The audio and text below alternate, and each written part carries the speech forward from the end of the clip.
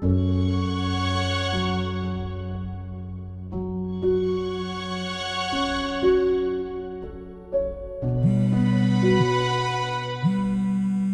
करूं मैं इस औरत का। हेलो। मैं तुम्हारा फोन तो नहीं उठाना चाहता था, लेकिन तुमने बार बार घर पर फोन करके जिस तरह बच्चों को तंग किया हुआ है, इन्हें फोन करना बंद करो। आसिफ प्लीज, वो मेरे बच्चे हैं, इतने संगदिल मत बनो। मैं माँ हूं उनकी।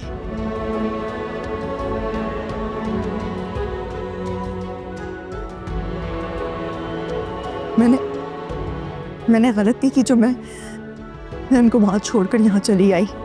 शुमाला, क्या तुमने एक गलती की है? मैंने हमेशा तुम्हारी गलतियों को माफ़ और दरगुजर किया है, लेकिन इस बार मैं बिल्कुल तुम्हें माफ़ नहीं करूँगा। आसिफ प्लीज, पुरानी बातों को भुला दो और घर आ जाओ। अम्मी बहुत परेशान है। क्या अम्मी परेशान है या फिर तुम खुद परेशान हो? मैं सिर्फ अपने बच्चों के लिए परेशान हूँ। ये बात तुम क्यों नहीं समझते? मुझे तो नहीं लग रहा कि तुम बच्चों के लिए परेशान हो। कोई का इस तरह रिलैक्स होकर बात करता है? तो फिर समझ जाओ कि मैं किस कदर मजबूर हूँ। शुमाला, मजबूरी में कोई फैसला मत करना। आसिफ, मुझे मजबूर किया गया है।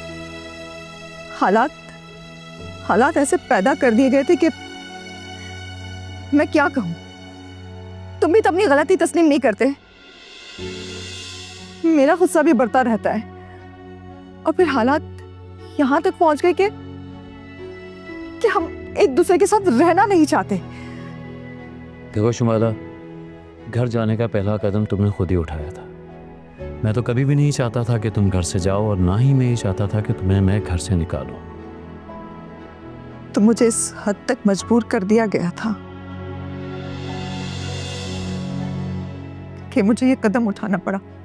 मैं और क्या करती। हालात वालात कुछ भी नहीं थे, बस ये सब बातें तुम्हारे गुस्से की वजह से होती रही हैं।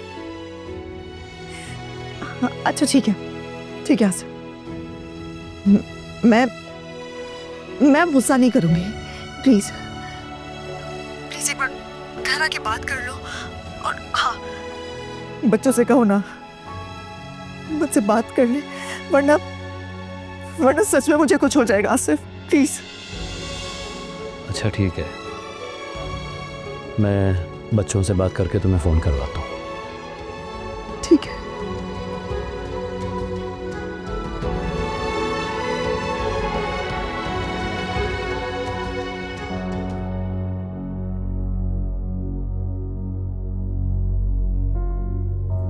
हाँ तो आ गए आप।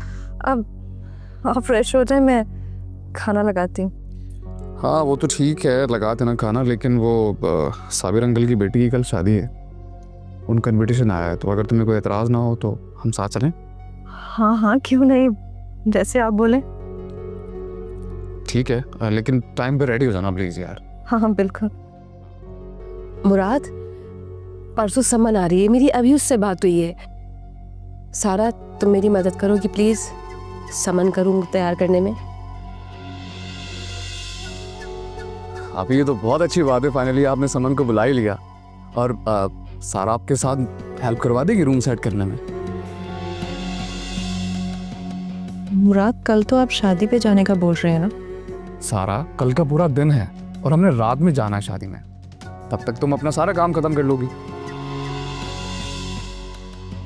नहीं मुराद, कोई मसला नहीं है, मैं खुद कर लूँगी।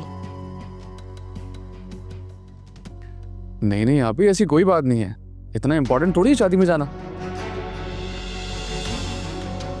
नहीं मुराद, तुम लोग जाओ, हम कल दिन में काम ख़त्म कर लेंगे और शाम तक सारा तैयार हो जाएगी। बल्कि इसको मैं खुद अपने हाथों से तैयार करूँगी।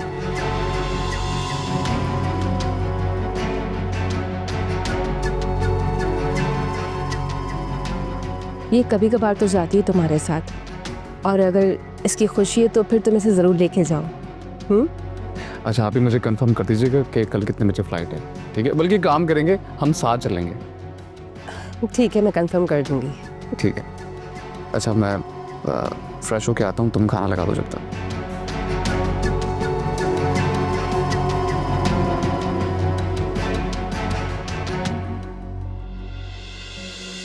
आसिफ बेटा, मुझे आप पे बहुत एतमाद था और आपने इतना बड़ा फैसला खुद ही कर लिया। यकीन करो कि शुमाइला से ज़्यादा मुझे तुम पे एतमाद था। तुम इतने समझदार हो, इतने अरसे से सब कुछ बर्दाश्त कर रहे हो, तो थोड़ा और बर्दाश्त कर लेते, हम बैठ के इस मसले का हल निकाल लेते।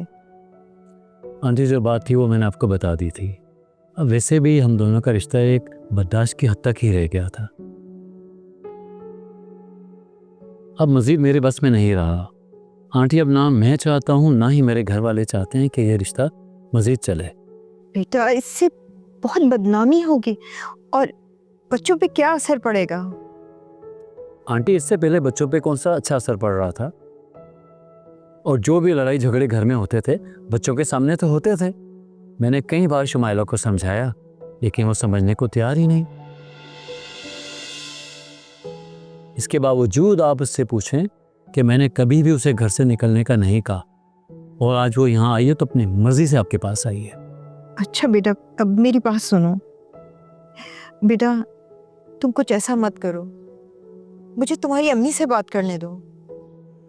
आंटी कोई फ़ायदा नहीं है, अम्मी भी वही कहेंगी जो मैं आपको कह रहा हूँ। फिर बच्चों का क्या होगा? आंटी बच्चे अभी भी हम संभाल रहे हैं और आगे भी हम ही संभालेंगे। लेकिन आसिफ, तुम बहुत गलत सोच रहे हो। तुम ठंडे दिमाग से सोचो।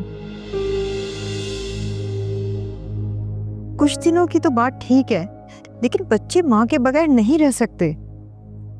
अगर नहीं रह सकती थी तो शुमाइला इस तरह घर छोड़कर क्यों आई? वो भी मेरी इजाज़त के बगैर। वो घर छोड़कर अकेले किस तरह आपके पास आई?